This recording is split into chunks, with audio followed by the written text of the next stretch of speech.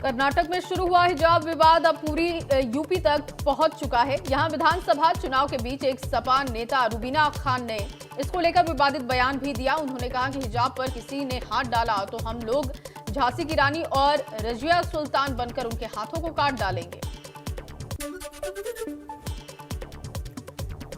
शिवपाल सिंह ने एक बार फिर अपने त्याग और बलिदान की बात करते हुए कहा, केंद्र से मंत्री पद का आया था ऑफर। कहा हम अगर चाहते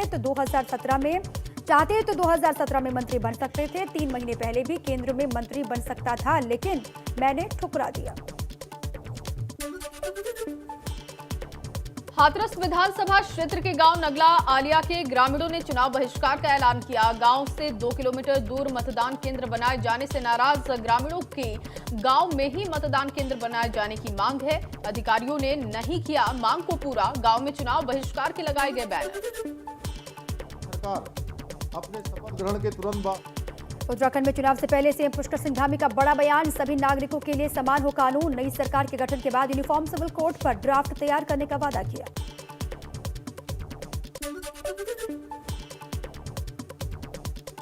देवरिया के रुद्रपुर विधानसभा में सपा से टिकट कटने पर प्रत्याशी प्रदीप यादव ने आंसू बहाए। कहा 2 दिन पहले सपा ने टिकट का किया था ऐलान, कल देर रात मेरा टिकट काटकर राम भुआल निषाद को दे दिया गया।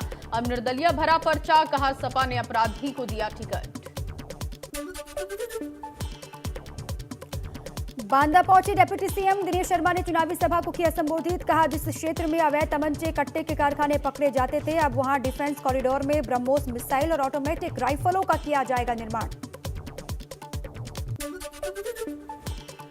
दिनेश शर्मा ने कहा कि बुंदेलखंड के विकास के लिए 14,700 करोड़ की लागत से बुंदेलखंड एक्सप्रेसवे का निर्माण किया जा रहा है। क्षेत्र का विकास होने से लोगों को रोजगार के भी अवसर मिलेंगे। तिंदवारी सीट से भाजपा प्रत्याशी रामकेश निषाद को जिताने की अपील की।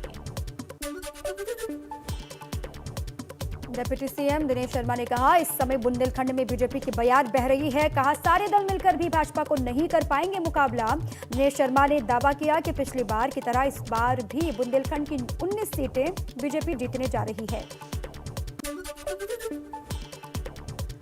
लखीमपुर खीरी सदर सीट से मुफ्तखोर विरोधी मोर्चा के प्रत्याशी नरेश सिंह भदौरिया का अनोखा प्रचार देखने को मिला। सभी पार्टियों के घोषणा पत्र में मुफ्त और फ्री चीजों के ऐलान का किया विरोध। कहा हमारे टैक्स के पैसों से कर रहे हैं फ्री बिजली, फ्री लैपटॉप, फ्री स्कूटी का ऐलान। बोले इसी फ्री के चक्कर में बढ़ रहे पेट्रोल डीजल के दाम। झांसी की बबीना विधानसभा के रक्सा में भाजपा नेता उमा भारती का अखिलेश पर निशाना। सपा अध्यक्ष के सपने पर तंज कसते हुए कहा कि उन्हें भी सपना आया कि सपा का इतना आतंक है कि मां कहती है बच्चा सो जा वरना सपा का गब्बर आ जाएगा।